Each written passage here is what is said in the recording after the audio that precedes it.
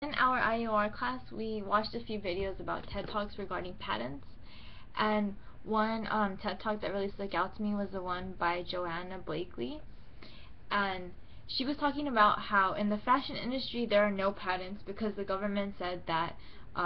clothes is too utilitarian to require a patent,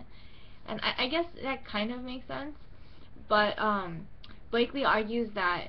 because the fashion industry doesn't have patents and people can copy each other's ideas anywhere, that has actually created an influx of creativity and innovation in regards to the fashion world. And I found this really interesting because usually we think that copying other people's ideas is a bad thing.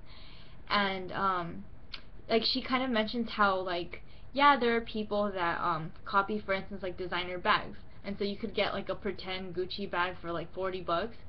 whereas the real Gucci bag is like $2,400. But one thing that she kind of drew on was just how the markets are faithful and loyal to their needs and their demands, and that's kind of what has allowed the fashion industry to succeed despite this like lack of patent protection. So for instance, like a poorer person or who has like a lower income might not be able to afford the $2,000 Gucci purse, and so they'll buy the $40 purse. But the people that are more Gucci's target market, that's very rich and wealthy and that cares a lot about the leather and just the like the genuineness of the Gucci purse, is willing to pay for that money, and that's why demand for it, the Gucci expensive purse, has not gone down because its target market hasn't disappeared. And so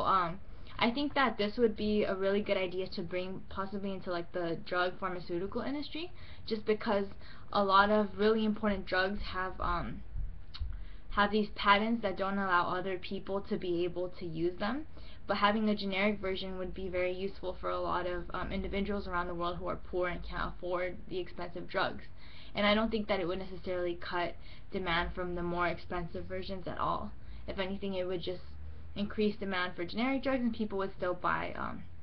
the more expensive brands if they have the money for it, the higher target market. And so I think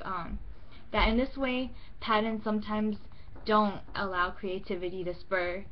and we see this proven through Blakley's example of the fashion industry. So yeah.